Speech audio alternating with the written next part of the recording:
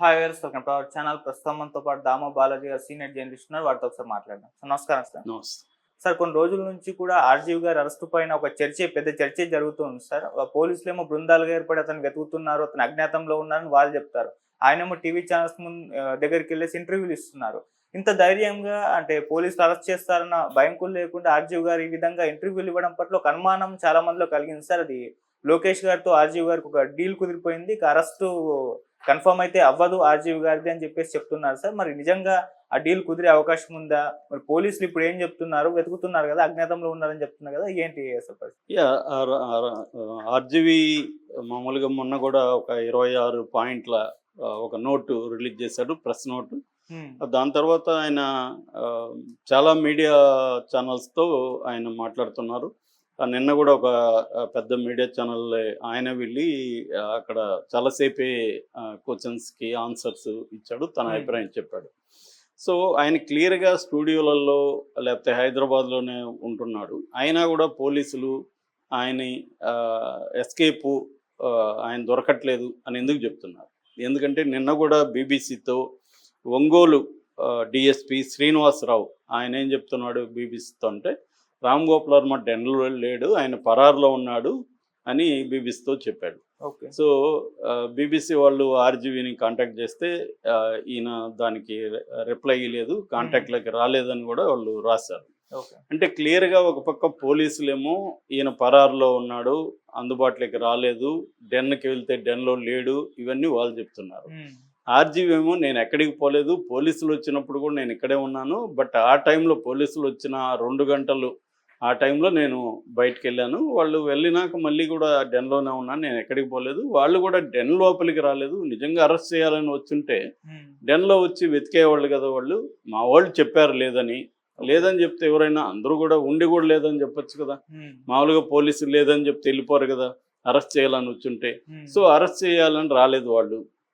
మరి ఎందుకు వచ్చారంటే తెలియదు నాకు. ఎందుకంటే నేను వాళ్ళు 25 ఫస్ట్ 19 రమ్మన్నారు, దాని తర్వాత నేను టైం అడిగాను, మళ్ళీ 25 రమ్మన్నారు. 25 కూడా నేను ఒక 2 వారాలు టైం అడిగాను, నేను వేరే షూటింగ్లో బిజీగా ఉన్నాను.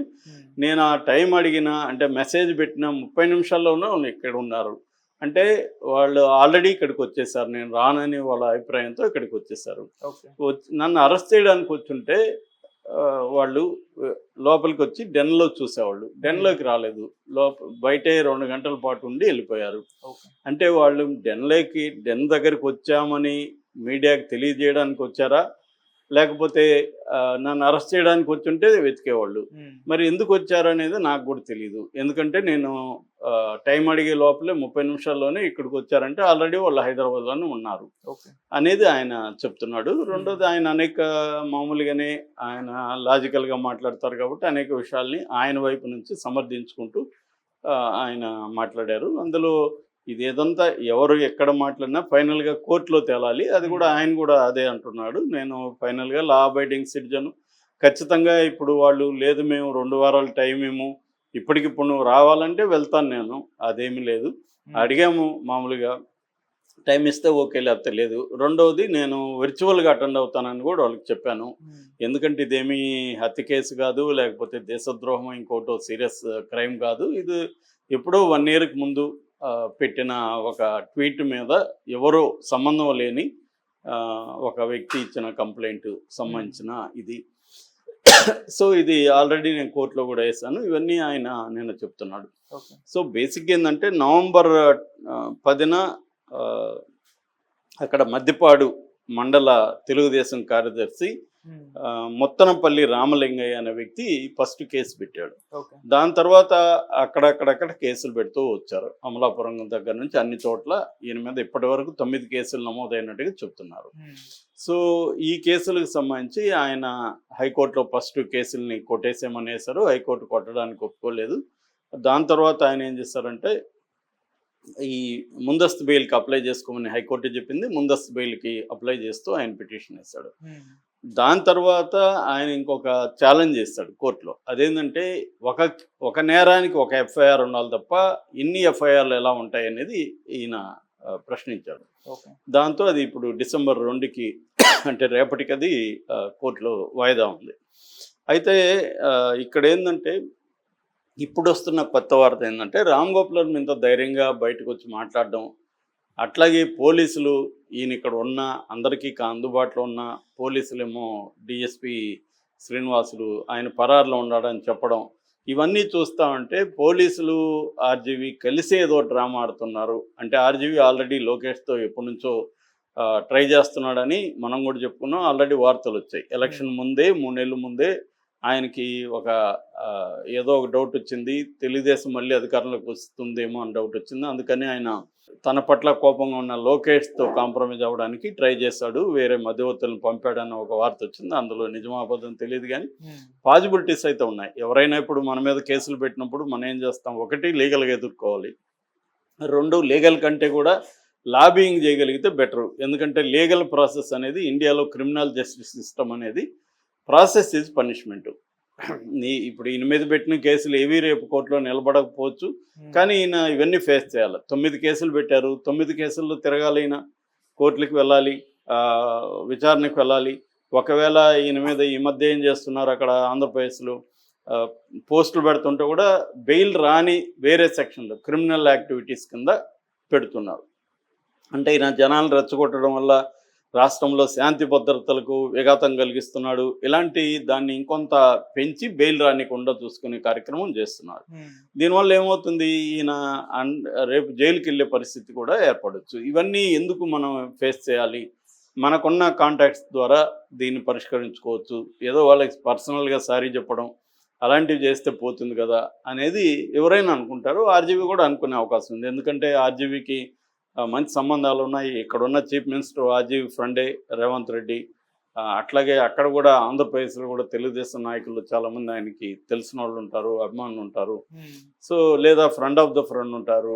అలాగా ఉన్నప్పుడు వాళ్ళతో ఆయన మాట్లాడి, నేనేదో సరదాగా పెట్టాను, నాకేం మీ మీద ఏమి కోపం ఎందుకు ఉంటుంది, మీ మీద నాకేమి ద్వేషం లేదు, కోపం లేదు, లేదు మీకు వ్యతిరేకంగా నేనేదో కుట్ర చేసి సాధించేది కూడా నాకేముంటుంది, నేనేదో సరదాగా అందరి మీద పెట్టినట్టుగా మీ మీద పెట్టాను, కాబట్టి మీరు దాన్ని ఇంత సీరియస్గా తీసుకుంటారని లేదు, తీసుకుంటే హర్ట్ అయింటే సారీ, కాబట్టి ఇది వదిలేసేయండి, నెక్స్ట్ నేను ఇప్పుడు చేయను అనేది వాళ్ళకి చెప్పచ్చు.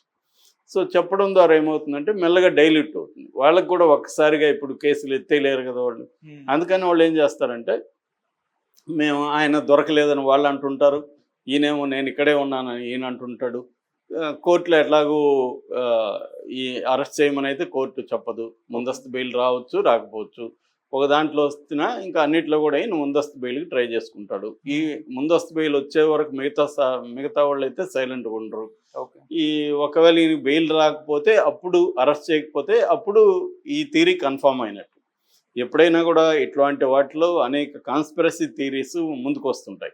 అంటే ఇప్పుడు జనరల్గా మన కామన్ మ్యాన్కి వచ్చే డౌట్ ఏంటంటే, ఆర్జీవీ ఇక్కడ కనిపిస్తున్నా పోలీసులు ఏమో మాకు కనబడట్లేదు, పరారులో ఉన్నాడని ఎందుకు చెప్తున్నారు అన్న డౌట్ అయితే అందరికి వస్తుంది. సో ఈ డౌట్ ప్రకారం ఏంటంటే, ఆర్జీవీ ఏదో ఒక లాబింగ్ చేసుకొని వాళ్ళతో ఏదో ఒక ఒప్పందానికి వచ్చాడు అని అంటున్నారు. ఎందుకంటే ఇప్పుడు ఆర్జీవీకి మామూలుగానే ఆయన ఒక మాట మీద ఉండడనేది చాలాసార్లు ప్రూవ్ అయింది. నా ఇష్టం వచ్చినట్టు నేను మాట్లాడతా, అప్పుడు నేను అలా అనుకున్నా, ఇప్పుడు ఇలా అనుకున్నా అనేది ఆయన చెప్తాడు. సో అలాగే రేపొద్దున ఆయన జగన్ మీద సినిమా తీయడానికి గ్యారంటీ ఉంది. ఇదే లోకేష్ వాళ్ళతో మాట్లాడుకొని జగన్ మీద సినిమా తీస్తాను రేపు అని కూడా ఆయన చెప్పుండొచ్చు. ఎందుకంటే ఒకప్పుడు ఆయన రెడ్డి గారు పోయారని వైఎస్ఆర్ మీద కామెడీ సినిమా తీయాలని అనుకున్నాడు. నాకు కూడా నేను ఫస్ట్కి వెళ్తున్నప్పుడు నాకు ఆ సబ్జెక్టే చెప్పాడు ఆయన. కాబట్టి ఆయనకేమి ఎవరి పట్ల ఒక వీళ్ళతోనే ఉండాలనే ఏం లేదు. ఆయన బేసిక్గా సర్వైవల్ గై. అంటే ఎవరి ఇయర్ ఆయనకి కొన్ని కోట్లు కావాలి ఆయన లైఫ్ స్టైల్కి. ఎందుకంటే ఒక డెన్ కట్టాడు, మంత్లీ ఎక్స్పెన్సెస్ 30-40 లక్షలు ఆయనకు ఉంటాయి.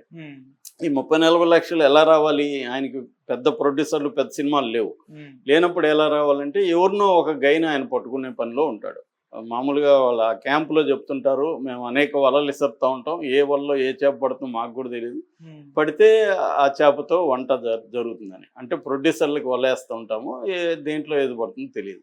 అందుకని ఈయన మోడస్ ఆపరెండి ఏంటంటే, ఈయన సొంతంగా ప్రొడ్యూస్ చేయడం తక్కువ, ఈయన ఏం చేస్తుంటే సెన్సేషనల్ సబ్జెక్ట్స్ తీసుకొని ముందుగా అనౌన్స్ చేస్తాడు. అనౌన్స్ చేసినప్పుడు ఎవరైనా మేము చేస్తాం ఈ సినిమా అన్నప్పుడు వాళ్ళ దగ్గర డబ్బులు పెట్టిస్తాడు. వాళ్ళు అకౌంట్లో వేయాలి, వేసిన తర్వాత ఈయన సినిమా తీసి వాళ్ళకి ఇస్తాడు. అంతవరకు వాళ్ళు ఇన్వాల్వ్ కావద్దు. ఇలాంటి ఒక మెథడ్లో ఆయన వెళ్తున్నాడు.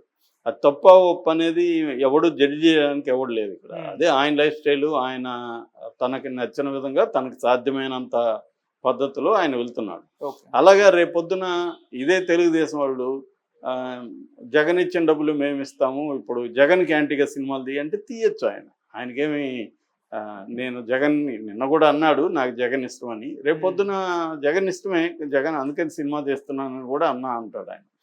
కాబట్టి ఆయన బేసిక్గా సర్వైవల్ అనేది ఇంపార్టెంట్ ఆయనకి, ఎవరికైనా అదే ఇంపార్టెంట్. ఆయన పద్ధతిలో ఆయన సర్వైవల్కి రేపొద్దున ఈ ఆఫర్ ఇవ్వచ్చు, లోకేషే అడగచ్చు, సరే మాదేదో తీసావు అయిపోయింది, ఇప్పుడు దానికి బదులుగా జగన్ మీద సినిమాలు తీయి, జగన్ నీకు యాంటీగా చెయ్యి అని చెప్పొచ్చు.